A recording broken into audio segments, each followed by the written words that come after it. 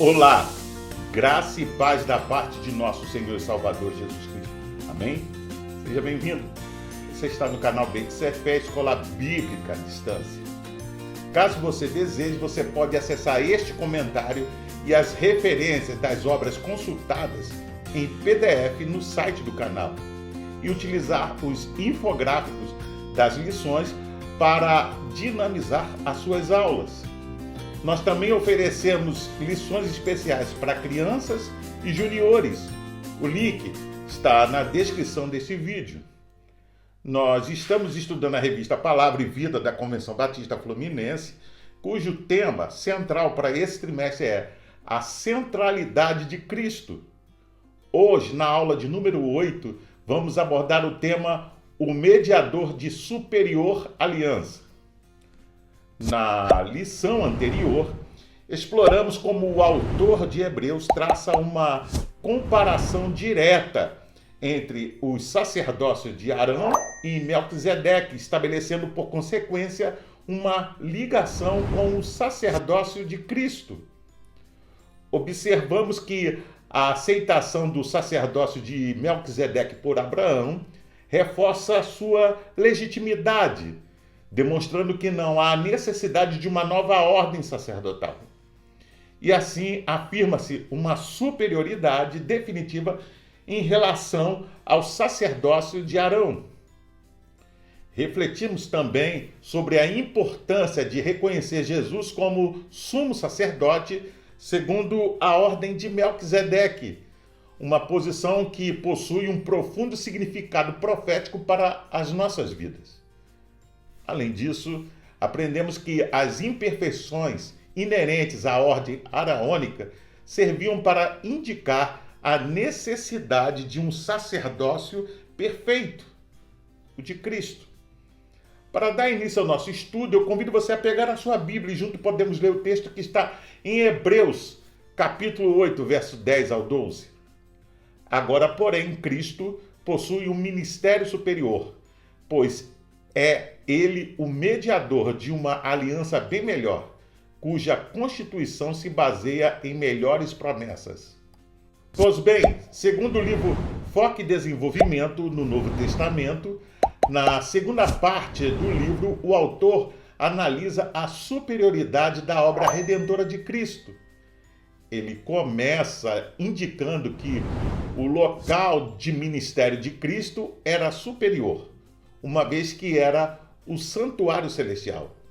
Sua obra suplantou o ministério da velha aliança, pois ele intermedia uma nova e melhor aliança, que se tornou necessária visto que a antiga, não podia garantir sua própria observância. Ao passo que a nova capacita o homem a obedecer por meio do perdão. Na lição de hoje, que é uma continuidade do argumento do autor da carta aos Hebreus sobre a superioridade da obra de Cristo em relação à antiga aliança, refletiremos que os ritos e cerimônias do passado apontavam para a obra de Jesus e o seu ministério.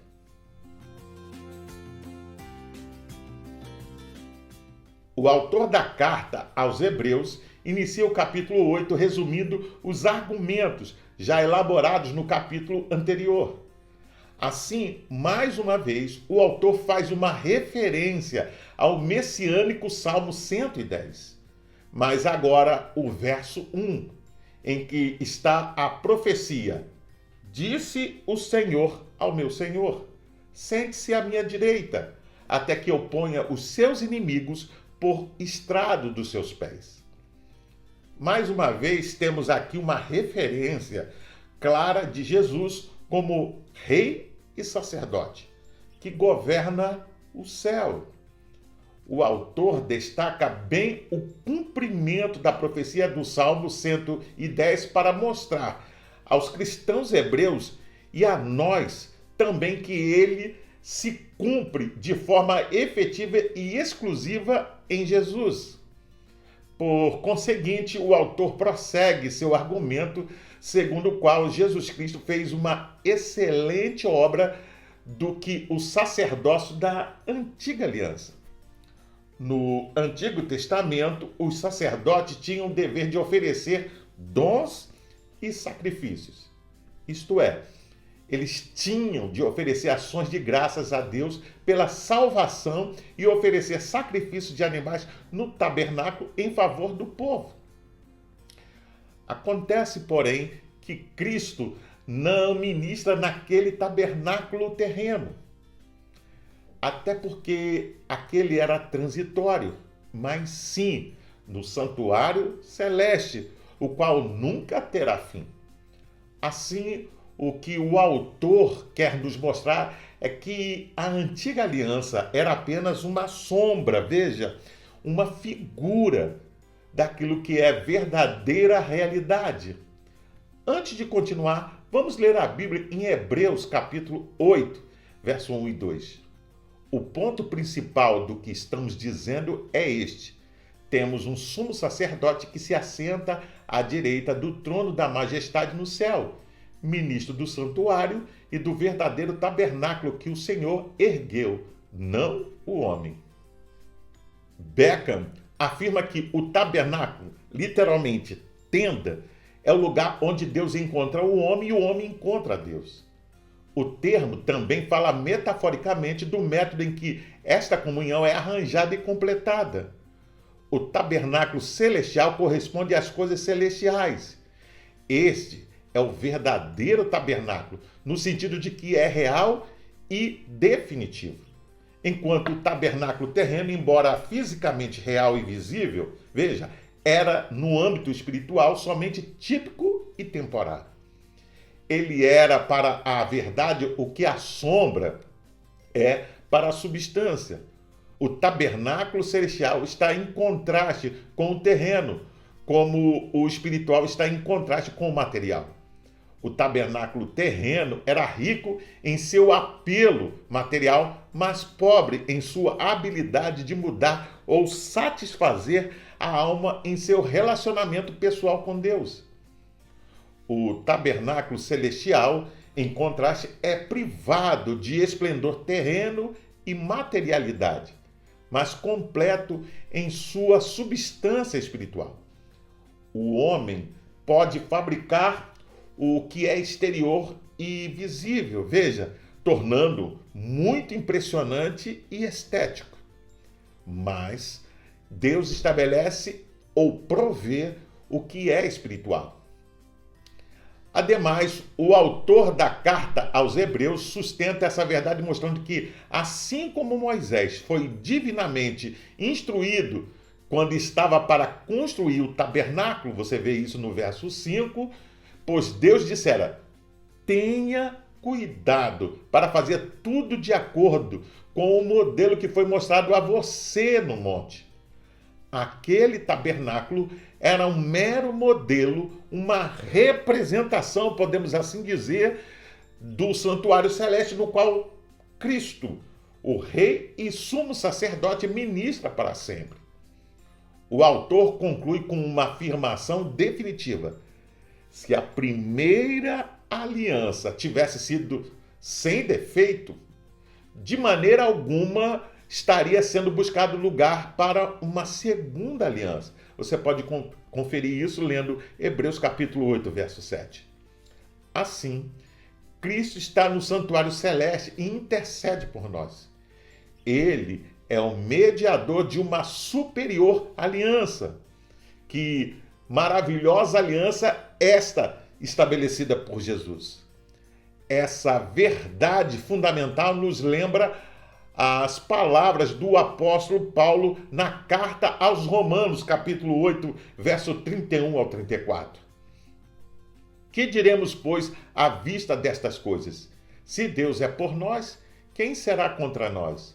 Aquele que não poupou o seu próprio filho, antes por todos nós o entregou, porventura não nos dará graciosamente com ele todas as coisas? Quem tentará acusação contra os eleitos de Deus? É Deus que os justifica. Quem os condenará?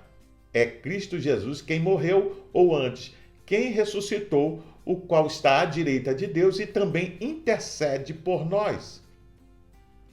Antes de encerrar este ponto, é importante destacar o que diz Constable. O trono que ele ocupa e do qual ele ministra não é o trono de Davi, que ele um dia, veja, ocupará aqui na terra como o Messias prometido. Você pode ver isso em Mateus capítulo 25, versículo 31. Em vez disso, ele foi identificado com o trono da majestade dos céus. A autoridade atribuída àquele assim entronizado era ser um ministro do santuário e do verdadeiro tabernáculo. Você pode conferir isso em Hebreus capítulo 8, verso 2. Assim, ele não foi nomeado para ser um rei em um domínio terrestre, mas sim para funcionar como um sumo sacerdote em um novo santuário. E a nomeação como sumo sacerdote, de acordo com o Salmo 110, verso 4, segue a entronização de Cristo à direita de seu Pai.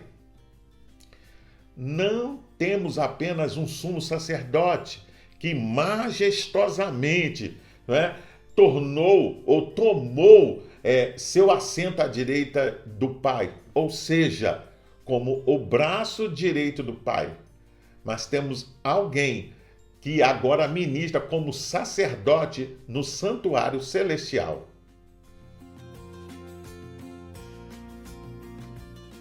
Com efeito, toda a lei cerimonial na antiga aliança era transitória até ser perfeitamente cumprida em Jesus. De fato, todos os ritos e cerimônias da antiga aliança apontavam para Jesus, aquele que trouxe vida à letra da lei. Mais uma vez, é importante lembrarmos das palavras do apóstolo Paulo, segundo a qual sustenta em 2 Coríntios, capítulo 3, verso 4 a 8. É por intermédio de Cristo que temos tal confiança em Deus. Não que por nós mesmos sejamos capazes de pensar alguma coisa como se partisse de nós.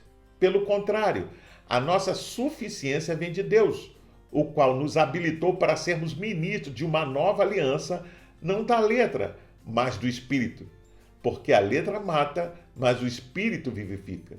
E se o ministério da morte, gravada com letras em pedras, se revestiu de glória a ponto de os filhos de Israel não poderem fitar a face de Moisés por causa da glória do seu rosto, ainda que desvanecente, como não será de maior glória o ministério do Espírito?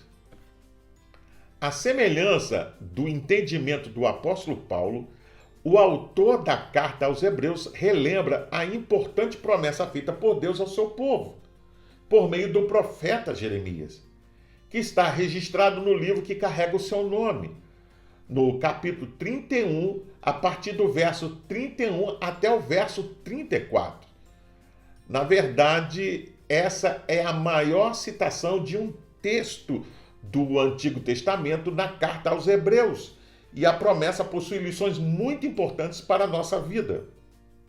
Antes de continuar, vamos ler a Bíblia em Hebreus, capítulo 8, versos 7 ao 9. Porque se aquela primeira fora irrepreensível, nunca se teria buscado lugar para a segunda. Porque repreende-os, lhe diz, eis que virão dias, diz o Senhor, em que com a casa de Israel e com a casa de Judá estabelecerei uma nova aliança, não segundo a aliança que fiz com seus pais, no dia em que os tomei pela mão, para os tirar da terra do Egito. Como não permaneceram naquela minha aliança, eu para eles não atentei, diz o Senhor.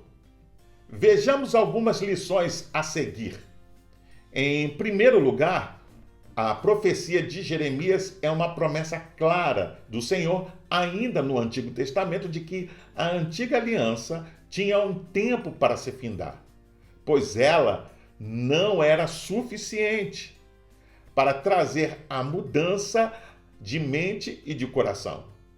Em segundo lugar, a profecia de Jeremias evidencia a vida pelo Espírito, não mais segundo os mandamentos em tábuas de pedra, pois eles, por si sós, não eram capazes de mudar o coração. Isso mostra a grande diferença entre a experiência cristã e as religiões vazias. Na experiência cristã, as boas obras e a obediência a Deus são o resultado de um coração quebrantado e cheio do Espírito Santo. Assim, não é meramente o rito da religião que pode ou poderá modificar o coração. Se o pecador não evidenciar obras de arrependimento e confiança em Jesus, de nada adiantará os ritos e as cerimônias religiosas. Por fim, a profecia de Jeremias mostra a condução do Espírito Santo na vida daquele que crê, produzindo vida, conhecimento e discernimento espiritual. O Consolador, o Espírito Santo, a quem o Pai enviará em meu nome, esse vos ensinará todas as coisas e vos fará lembrar de tudo o que vos tenho dito, disse Jesus. Você pode conferir isso em João capítulo 14, verso 26. Sim, ele já veio e está em nós, nos fazendo conhecer e discernir a lei do Senhor e produzindo vida nova em nossos corações. Antes de encerrar este ponto, quero destacar mais uma vez o que diz Constável. Deus prometeu que a nova aliança capacitaria os israelitas. Essas promessas foram dadas aos israelitas a fazer 4 coisas. Primeira, eles conheceriam e desejariam fazer a vontade de Deus. Porei as minhas leis em suas mentes e as escreverei em seus corações. Você vê isso no verso 10, a parte B. Segundo, eles desfrutariam de um relacionamento privilegiado e único com Deus. Eu serei o seu Deus e eles serão o meu povo. Você vê isso no verso 10, a parte C. Terceiro, eles conheceriam Deus, o Senhor, diretamente. Você vê isso no verso 11. E quarto, eles experimentariam o perdão permanente de seus pecados.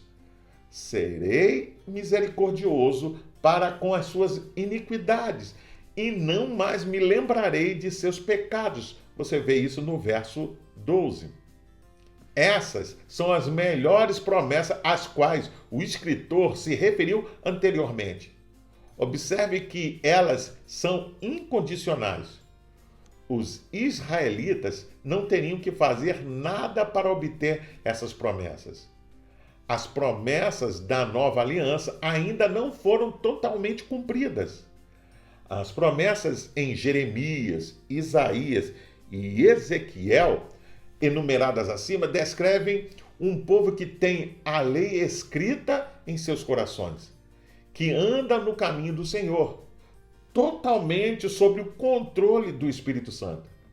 Essas promessas olham para um povo que é ressuscitado dos mortos, desfrutando das bênçãos de uma herança eterna com Deus, habitando com eles e neles para sempre.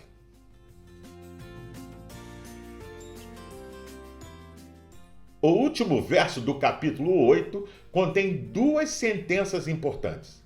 A primeira diz respeito ao fato de que quando o Senhor falou sobre uma nova aliança, a antiga aliança se tornou ultrapassada. Cristo é superior a todos os ritos do passado.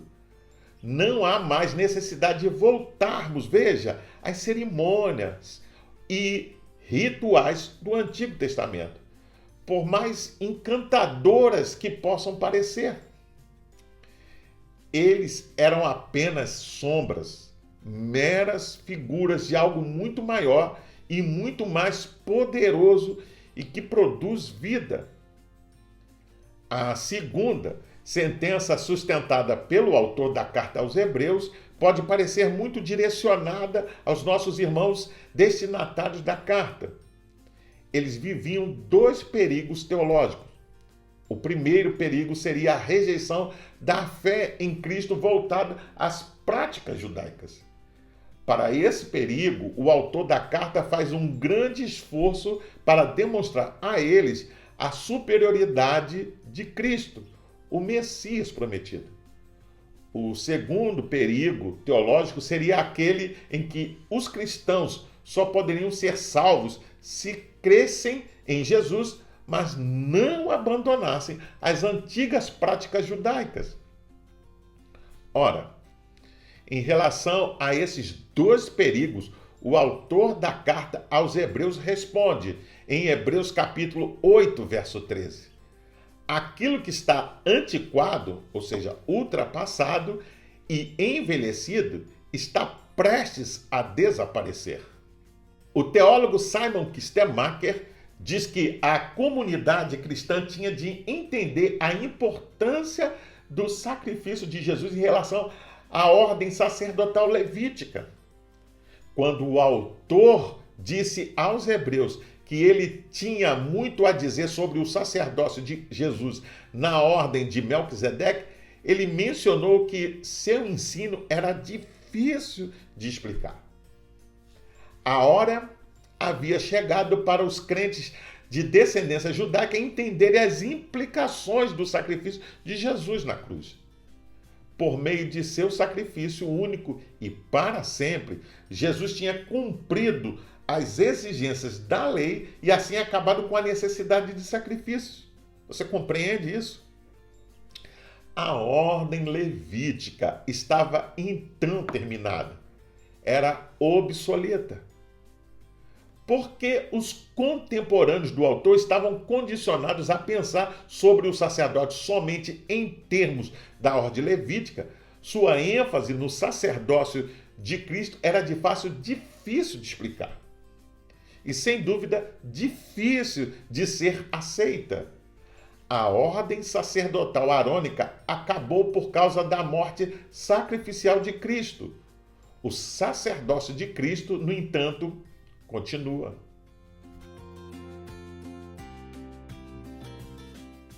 Por fim, a verdade, a esperança superior havia chegado.